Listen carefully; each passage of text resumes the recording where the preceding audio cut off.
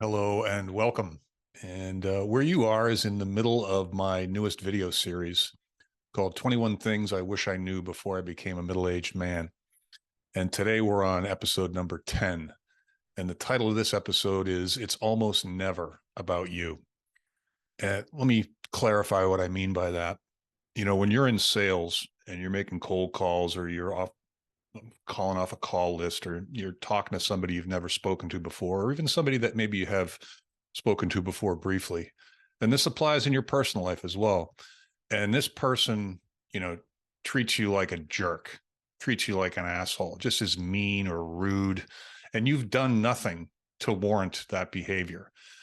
You have to kind of step back and say, okay, one of two things is going on here. This person is an asshole, or more likely, maybe 90% of the time, something's going on in his life or her life that is prompting them to be angry or defensive or reactive, and it's got nothing to do with you. I remember teaching a bunch of my salespeople and recruiters, and people say all the time, the customer's always right. That's bullshit. The customer is almost always wrong and doesn't know what he wants. So that's one thing to get kind of out of the way. But some of the people that work for me would come to me and say, like, this is what happened on the phone, and this guy treated me like this. And I'm like, look, the next time somebody treats you like that and you've done nothing to warrant that, you have to stop the conversation and say, excuse me, let me intervene here for a second. I'm confused. I'm not sure what I've done to warrant the behavior that you're exhibiting right now. You're treating me very rudely or meanly or disrespectfully or whatever it is.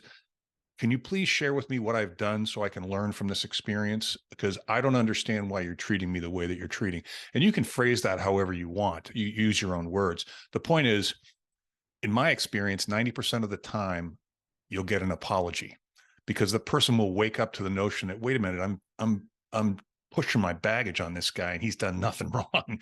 I'm so sorry. I just, my wife just left me, or, I'm sick, or I'm tired, I didn't sleep well last night, or just, God knows what the possibilities are that's going on in this person's world. But if you open yourself up to the idea that people have shit going on, and they'll take it out on you without intending to, because they're in an emotional state of mind. So if you go into conversations with people, whether it's at Starbucks just shooting the shit, or it's in a negotiation with a client that you're trying to get to hire somebody from you, whatever, if you focus on the idea that people have things going on in their lives that impact their behavior and it's not your fault. And I remember teaching people this, and almost everybody's like, you want me to say that?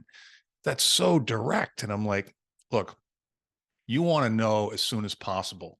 Do you want to play with this person long term, or do you want this person out of your life because they're an asshole?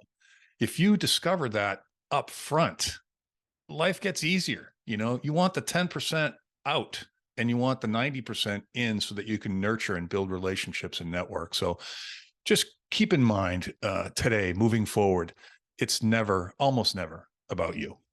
All right. I hope that helps. And hopefully we'll see you tomorrow in episode number 11. Have a great day.